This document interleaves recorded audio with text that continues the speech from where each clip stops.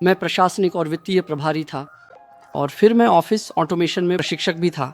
नहीं, उद्देश्य तो यही है कि रियल एस्टेट निवेश के जरिए पैसिव इनकम हो।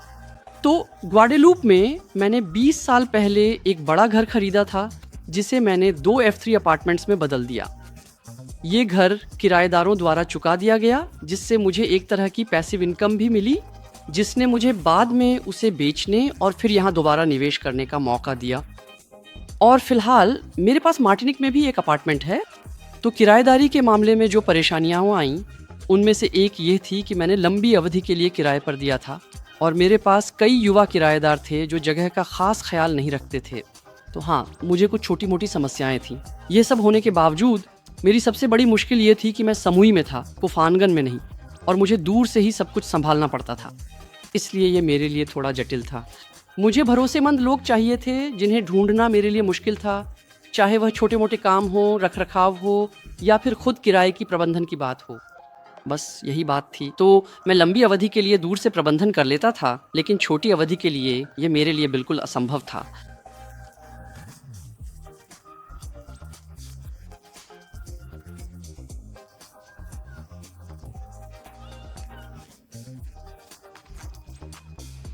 और फिर मुझे उन लोगों के साथ भी काफ़ी परेशानियां हुई थीं जिन्होंने काम शुरू तो किया था लेकिन पूरा नहीं किया, वगैरह वगैरह। कोहफनगन पर कई गैर जिम्मेदार लोग थे। इसलिए मैं बहुत सतर्क थी, लेकिन मैंने सोचा चलो मैं कोशिश करती हूँ, देखती हूँ कि इस कंपनी के साथ क्या कर सकती हूँ। तो मुझे एलिसन मिली और हम दोनों ने 2 घंटे तक फ़ोन पर, बल्कि वीडियो कॉल पर भी बात की।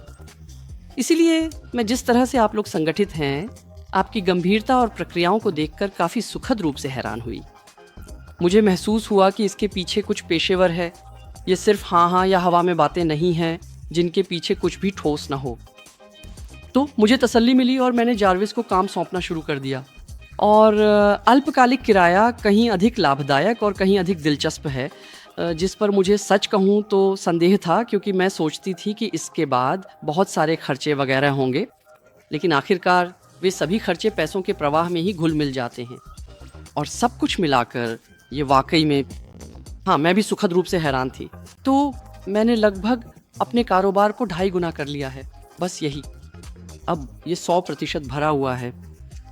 आमतौर पर ये कम से कम 80% भरा रहता था और अब मैं 100% या चलिए 99% पर हूँ। तो मैं वाकई बहुत खुश हूँ।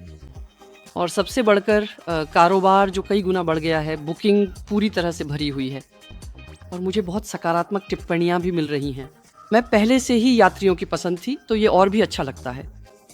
तो मैं वाकई में जार्विस की ग्राहक सेवा से बहुत खुश हूँ, सच में। संख्याओं में अगर आंकड़ों की बात करें, लेकिन हाँ, मैंने अपनी आय को 2 गुना, यहाँ तक कि तिगुना कर लिया है। ये मेरे लिए असाधारण है।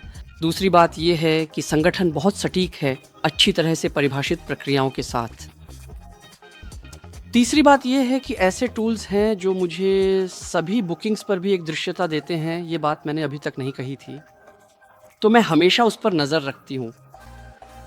मैं सब कुछ छोड़कर नहीं बैठी हूँ, और बस इतना ही। और सबसे बढ़कर इसने मेरी ज़िंदगी बदल दी है।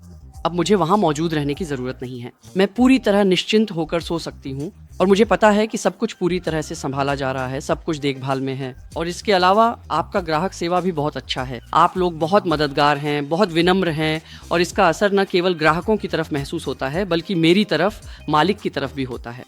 मेरे लिए यह पैसा सिर्फ पैसा कमाने के लिए नहीं है, बल्कि आज़ाद रहने के लिए है, ज़िंदगी का आनंद लेने के लिए, यात्रा करने के लिए, उन तमाम विषयों पर खुद को प्रशिक्षित करने के लिए जो मुझे व्यक्तिगत रूप से बहुत पसंद हैं, समय पाने के लिए, और पूरी तरह से तनाव मुक्त रहने के लिए, किराए की प्रबंधन के रोज़मर्रा के तनाव को छोड़ देने के लिए।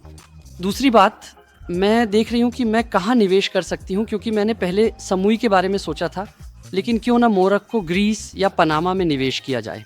कई देश हैं जो मुझे आकर्षित करते हैं। तो मैं जानकारी इकट्ठा करना शुरू कर रही हूँ, लेकिन मकसद, लक्ष्य यही है कि मैं अपनी संपत्ति का विस्तार करूँ और सब कुछ जार्विस के हवाले कर दूँ, शांति से, बस यही।